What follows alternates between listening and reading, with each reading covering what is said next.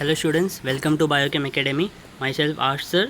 So let's get started. हमारा topic चालू था सर्कुलेशन, राइट।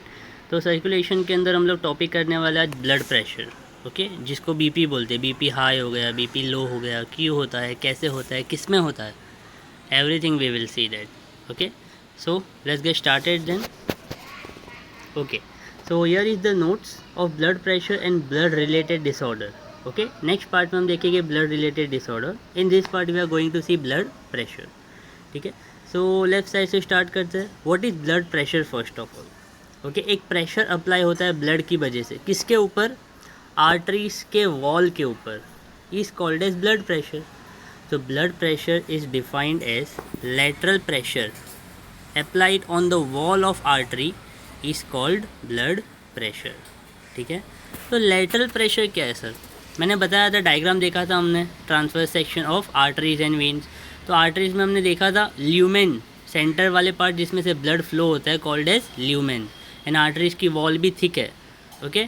सो वो ल्यूमेन जैसे ही ब्लड फ्लो होगा, कंसिडर करो एक पाइप है, उसमें से पानी फ्लो रहा है, वाटर इज़ फ्लोइंग, ओके। तो वाटर क्या करेगा, वो पाइप के वॉल के ऊपर प्रेशर अप्लाई करेगा ना, इन ऑल डायरेक्शन। बस वैसे ही आर्टरीज के वॉल के ऊपर ब्लड प्रेशर अप्लाई करती है, called as blood pressure. That is the lateral pressure, okay. So whenever we visit to our family doctor, तो फर्स्ट ऑफ ऑल क्या करता है, वो ब्लड प्रेशर मेजर करता है। ठीक है, आपके आर्म के ऊपर एक वो बेल्ट लाइक जैसा टाइप करते हैं, एंड वो टाइट होते जाता है as that doctor presses that वो एयर वाला लाइक बलून स्ट्रक्चर होता है। जैसे ही डॉक्टर उसको प्रेस करते हैं, अंदर से टाइट फीलिंग होती है उस बेल्ट के ऊपर, जो हमारे आर्म के ऊपर बेल्ट बांधा है डॉक्टर ने, ओके। सो वो डिवाइस को क्या बोलते हैं? So blood pressure measuring device is called as sphygmomanometer. क्या बोलता है? स्पाइग्मोमैनोमीटर। ठीक है, सो देखते हैं क्या है स्पाइग्मोमैनोमीटर, कैसा दिखता है। This is the image of sphygmomanometer, पता चला अभी, okay. So this is the balloon like device, जिसको प्रेस करने की वजह से ये जो बेल्ट है that is tied on the arm, ठीक है, अपर आर्म, बाइसेप के यहाँ पे टाई करते हैं, एंड वो टाइट होते जाता है। तो सर वो टाइट क्यों होता है? First of all it is to block the blood flow from artery, okay. मतलब सर यहाँ पे रीडिंग देख रहे हो आप, दैट इज़ द रीडिंग जिसकी वजह से ब्लड प्रेशर पता चलता है। तो जैसे ही वो डिवाइस यहाँ पे, ये देखो, ये लेफ्ट आर्म के ऊपर जैसे ही टाइप करते हैं, okay, and after tying this अब क्या होता है, ये बलून लाइक जो स्ट्रक्चर है, डॉक्टर उसको प्रेस करता है, बिकॉज ऑफ विच वो टाइट होते जाता है ये बेल्ट, एंड फाइनली आपके बाइसेप, आपके आर्म के ऊपर जो आर्टरी में से ब्लड फ्लो होता है, वो ब्लड फ्लो ब्लॉक हो जाता है, ओके। एंड फाइनली वो धीरे धीरे लूज़ होता है, ठीक है। फाइनली डॉक्टर रिलीज़ दिस, ये स्लो करते हैं इसको, जिसकी वजह से जो एयर फ्लो होता है अंदर वो निकल जाएगा, एंड फाइनली वो जो बेल्ट है वो लूज़ हो जाएगा। आपकी बाइसेप पे जो टाइप किया ना, ये वो लूज़ हो जाएगा। लूज़ होने की वजह से क्या होगा, ब्लड वापस से फ्लो होगा। इसी टाइम के बीच में एक बीप सुनाई देता है डॉक्टर को, सेथोस्कोप, जिसके थ्रू में चेक करते हैं ना doctor, that is called a stethoscope. उसके अंदर एक बीप सुनाई देता है, जिसकी वजह से रीडिंग पता चलती है फाइनली ईयर, ओके। तो ये रीडिंग देख के डॉक्टर बोलते हैं बीपी हाई है, लो है कि नॉर्मल है, ओके। अभी तो ये टेक्नोलॉजी बहुत डेवलप हो गई है, तो ये मशीन के थ्रू पता चल जाता है। देखो लिखा हुआ है 99 mm of Hg, okay. Systolic, diastolic, क्या है ये सर? पल्सेस भी दिखाता है। लेट्स सी क्या है आगे, we will check it out. तो ब्लड प्रेशर यूजुअली दो टाइप के होते हैं, systolic blood pressure and diastolic blood pressure. ये नंबर 1 एंड नंबर 2 जो लिखा हुआ है दैट। तो साइस्टोलिक क्या था हमें पता है ना, कॉन्ट्रैक्शन जब भी होता है हार्ट के वेंट्रिकल्स या एट्रियम कॉन्ट्रैक्ट करता है, उसको बोलते हैं साइस्टोल। जब भी रिलैक्स हो गए, that is called A diastole.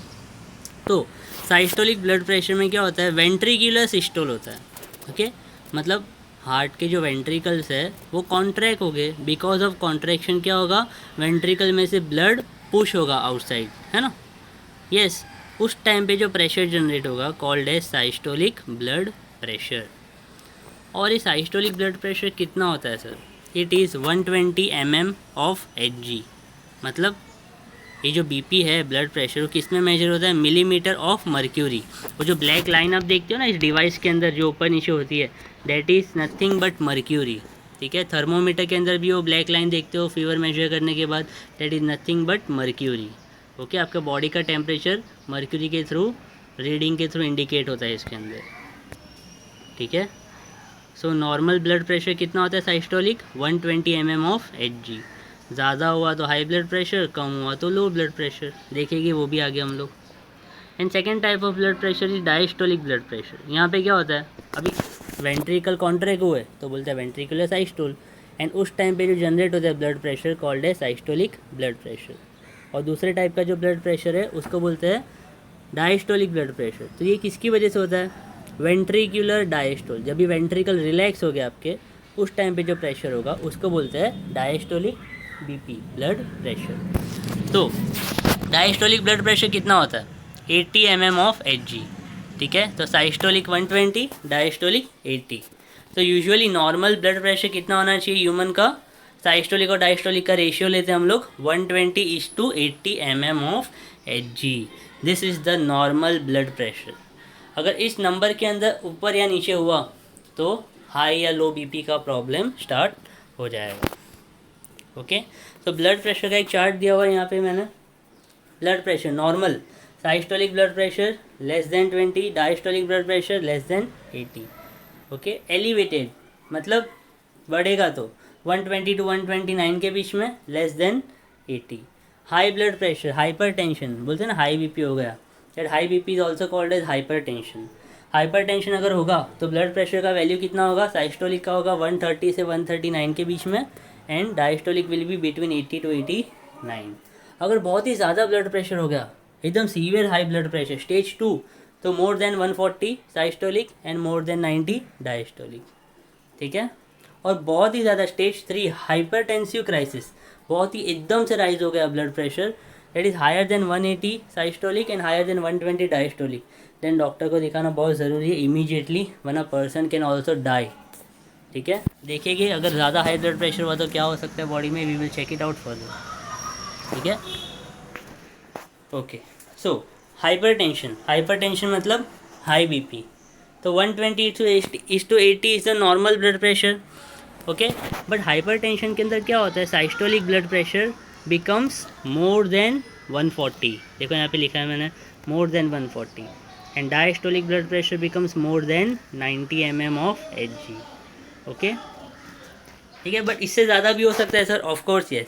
Access rise in blood pressure that is 220/120 mm of Hg, systolic हो जाएगा 220, डायस्टोलिक हो जाएगा 120। तो ये बहुत ही ज़्यादा हाई ब्लड प्रेशर है।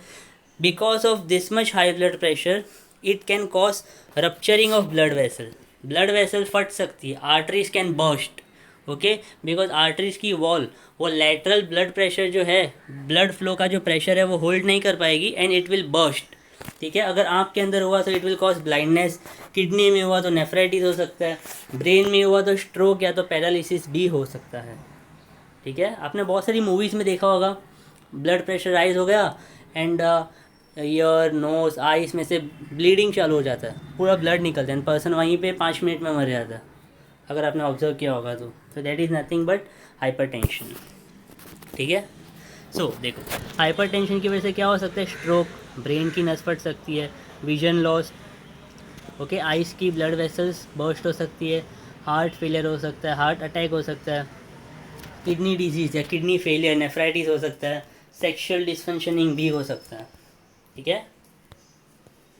सो देख रहे हो यहाँ पे ये आर्टरी है, जो एरो इंडिकेट कर रहा है ना, straight arrow is nothing but blood flow का डायरेक्शन दिखा रहा है, बट जो ऑपोजिट डायरेक्शन के अंदर जो एरो है it is nothing but blood flow का प्रेशर, लेटरल प्रेशर, इसी को बोलते हैं लेटरल प्रेशर, ठीक है।